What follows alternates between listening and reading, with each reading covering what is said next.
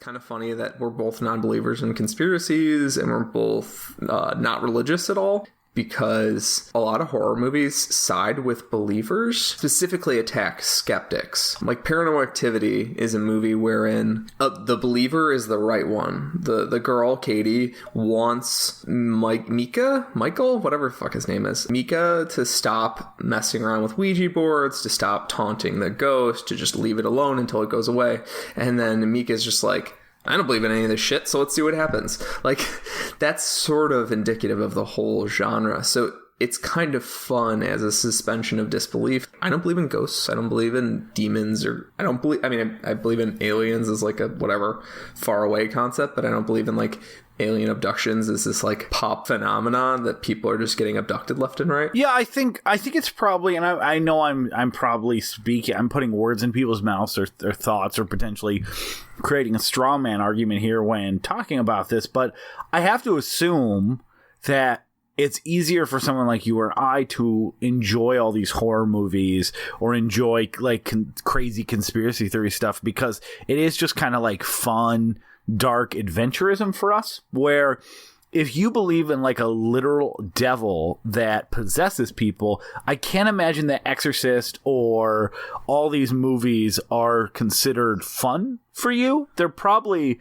super stressful in a way that they're not for me. Not just stressful in the moment of like you're experiencing the horror, but like walking away from those movies and being like, yep, that's what fucking happens to people. Like, yeah. And that can be true whether you believe that aliens abducted you, whether you believe ghosts are haunting people. I'm not trying to say that all these beliefs are inherently wrong. I mean, I don't believe that they're right. It's kind of like, you know, from my perspective, I'm only going to find a movie about, say, a megalomaniac politician taking over America. That may be a well-made movie that I find interesting, but I'm not going to think that's a fun movie, because that is something that I worry about right now in my everyday life. If you're worried about the devil constantly attacking you or threatening you, probably at least a third of all horror movies are not going to be a good time for you. I think that's a really good point, that it sort of becomes this fun little escape hatch for our like less rational parts of our being. Not to say that belief in God is like somehow irrational or something, but I don't really want to get into that at all. But more so, yeah, I'm not really interested in that at all. But I'm more interested in the idea that, like, to us, the idea of ghosts and such are highly irrational. So it's kind of fun as this super safe playground, which is what. Yeah. Film should be. Film should challenge you, and then you should be able to leave. And if you don't feel like being challenged by the ideas anymore, put them down. And if you feel like still chewing on the ideas, still chew on them. Go see the movie again. Like, talk to people about it. Like, film is supposed to be a safe place to play around.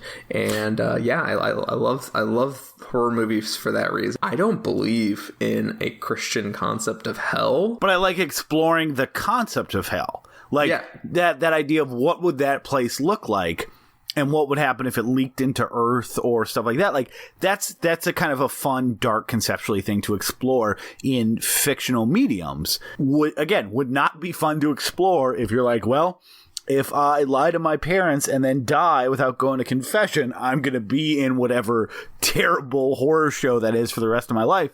Like, it's much less. And as someone who used to, like, I didn't watch as much horror movies when I was younger, and I was super Catholic, or was at least raised really Catholic.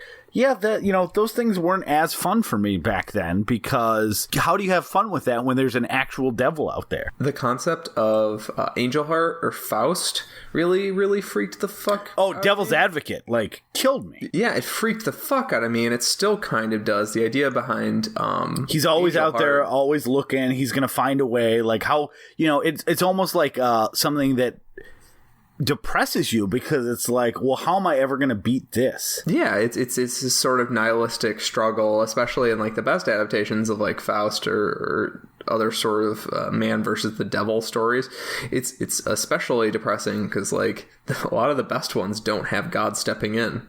So it's just, you're kind of on your own. And yeah, that freaked me out as a kid. Still, I'm apprehensive to watch Angel Heart. I watched it when I was a kid, and it freaked the fuck out of me. And now I'm like, maybe that'd be a good movie for this month. Yeah, I saw that actually still scares me. I saw it like 3 or 4 years ago. This is going to disappoint the fuck out of me.